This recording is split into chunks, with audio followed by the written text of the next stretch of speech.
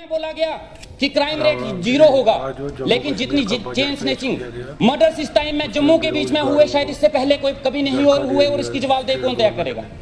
इस यूटी के दौरान बोला गया कि हेल्थ फैसिलिटीज को बढ़ाया जाएगा, लेकिन आज भी जाइए गांव में सारे हॉस्पिटल्स खाली हैं।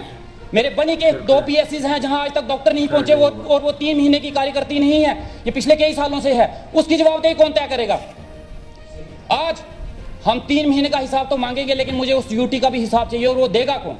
आज हम इस चीज को, मैं तो इस चीज को नजरअंदाज नहीं करूंगा कि कोई भी आदमी हमारे जम्मू कश्मीर को लूट के पाकिस्तान ले जाए, दिल्ली ले जाए, या फिर यूपी ले जाए, और हम चुपचाप देखते रहे। यहां पे लोग बाहर से जब यहां पे काम करने के लिए आते हैं ना जनाब, उनको देखना सुखड़े हुए बुरी हालत, और जब यहां से जाते हैं ना ऐसे फिटे हुए होते हैं, क्या हालत, उनके चेहरे भी लाल हो जाते हैं। और हम लोग जो पहले से अच्छे हंसते कट्टे थे, आज उनका वजन देखो 30-40 किलो पहुंच गया है। मेरा इलेक्शन के दौरान 17 किलो वजन तो मेरा कम हो गया, जो आज तक नहीं पूरा हो पा रहा। ये तो हालत हमारी यूटी में कर दी गई, इसका हिसाब किताब कौन देगा।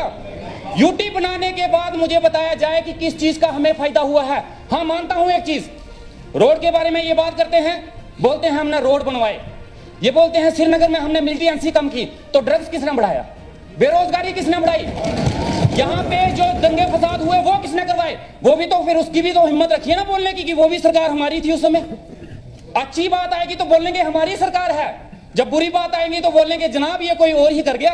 तो वो और है कौन, उस और को सामने तो लाया जाए हमारे। आज जनाब ये हालत है हमारे जम्मू कश्मीर की, और खासकर बनी की मैं बोलना चाहूंगा। आज बिजली के बिल आ रहे हैं वहां पे, आज बिजली के कट्स हैं वहां पे। मेरे कम से कम 5 पंचायतें ऐसी हैं जहां पे बिजली, यहाँ पे हमारे शाहीन साहब ने बोला, यहाँ पे इन्होंने अपने बारे में बताया कि मेरा इलाका बहुत पिछड़ा है। इनकी बात सुन के मुझे एक गाना याद आ गया, दुनिया में कितने गम हैं, इनका गम देखा तो मैं अपना गम भूल गया। लेकिन भाई साहब मैं फिर भी बोलूंगा, मेरा इलाका आपसे भी पिछड़ा है। ये बिजली की तारों के लिए बोलते होंगे जनाब, मेरे तो बिजली के पोल ही नहीं लगे आज तक। हमारी 5 पंचायतें ऐसी हैं, और वो 3 महीने में नहीं हुआ है, वो पिछले कई सालों से है जहां बिजली के पोल नहीं लगे आज तक। उन लोगों ने लकड़ी के खंबे लगाए, अपने पैसों से तारें खरीदी और लगा दी, और लाइनमैन पहुंच गया बिजली का बिल लेने। अब वो बिजली का बिल किस चीज के लिए दें, तार बिजली के डिपार्टमेंट ने नहीं दी, खंबे उन्होंने नहीं दिए, तो बिल किस बात का दिया जाए।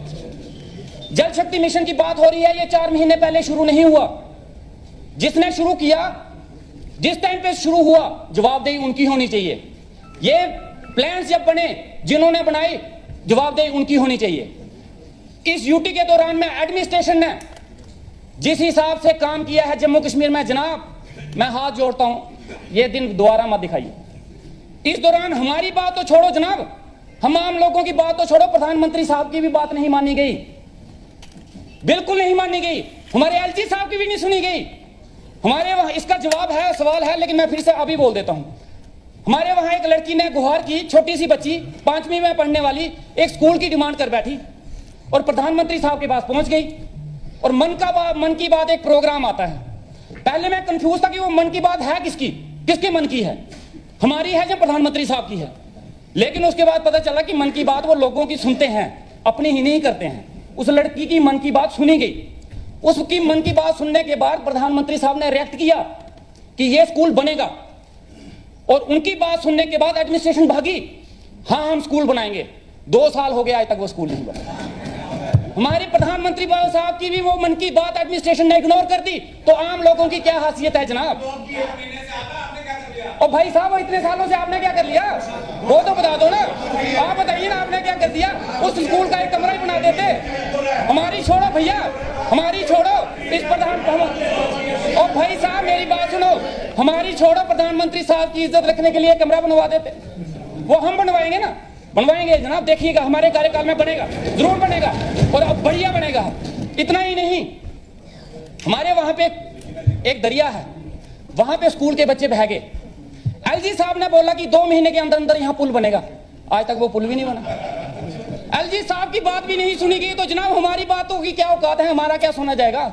हमारा ये हाल था कि NRHM में रह के हमने डिमांड की थी एक बार, 3-4 महीने के लिए टर्मिनेट कर दिए गए थे। उस टर्मिनेशन की सैलरी भी नहीं मिली है। मैडम अगर हो सके तो प्लीज सैलरी रिलीज कर दीजिए, बहुत मेहरबानी होगी अगर आपकी सैलरी रिलीज हो जाए हमारी, तो प्लीज देखिएगा उसके बारे में। ये हालत हुई है।